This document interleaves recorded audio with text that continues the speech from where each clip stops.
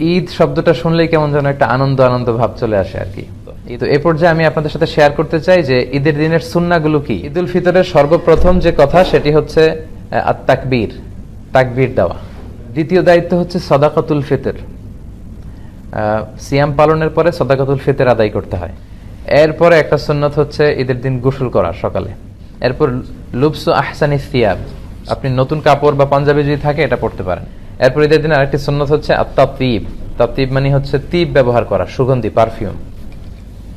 এটা এমনি ব্যবহার করা সুন্নাহ। ঈদের সালাতে যাওয়ার আগে আমরা খেজুর খেয়ে যদি সুযোগ হয় বেরোবো। তো এরপরে একটা সুন্নাত হচ্ছে ঈদের দিনের এক রাস্তা দিয়ে ঈদগাহে যাওয়া, আরেক রাস্তা দিয়ে আসা। এটা হচ্ছে ইফ পসিবল। যদি বিষ্ণু ইসলাম বলেছেন ঈদের নামাজে যখন তোমরা যাবে, নারীদেরকে, বাচ্চাদেরকে, ফ্যামিলির সবাইকে নিয়ে যাবে, কাউকে ঘরে রেখে যাবে। এরপর হচ্ছে আল ইস্তিমতা ইলাল খুতবা বা'দা সালাহ, সালাতের পরে খুতবা শোনা। একটা খুতবা হয়, এই খুতবাটা শোনাও জরুরি।